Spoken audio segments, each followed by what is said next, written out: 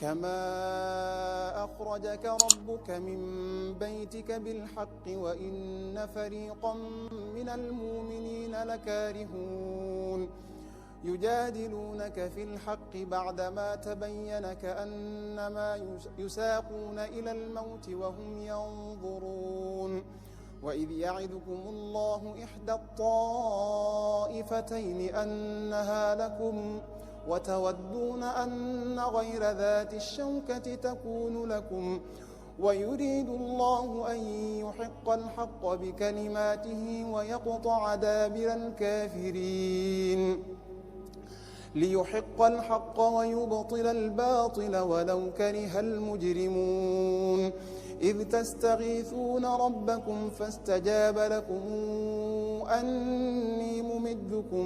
ب1000 من الملائكة مردفين وما جعله الله إلا بشرى ولتطمئن به قلوبكم وما النصر إلا من عند الله إن الله عزيز حكيم إذ يغشيكم النعاس أمنة منه وينزل عليكم من السماء ماء ليطهركم به ويذهب عنكم رجز الشيطان وليربط على قلوبكم ويثبت به الأقدام إذ يوحي ربك إلى الملائكة أني معكم فثبتوا الذين آمنوا سألقي في قلوب الذين كفروا الرعب فاضربوا فوق الأعناق واضربوا منهم كل بنان ذلك بأنهم شاقوا الله ورسوله ومن يشاقق الله ورسوله فإن الله شديد العقاب ذلكم فذوقوه وأن للكافرين عذاب النار يا أيها الذين آمنوا إذا لقيتم الذين كفروا زحفا فلا تولوهم الأدبار ومن يولهم يومئذ دبره إلا متحرفا لقتال أو متحيزا إلى فئة فقد باء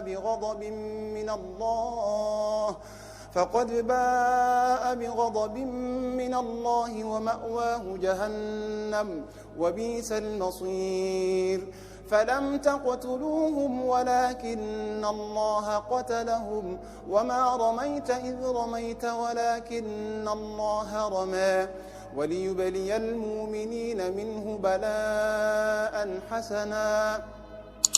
إن الله سميع عليم ذلكم وأن الله موهن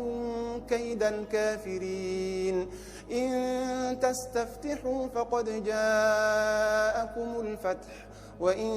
تنتهوا فهو خير لكم وإن تعودوا نعد ولن تغني عنكم فئتكم شيئا ولو كثرت وأن الله مع المؤمنين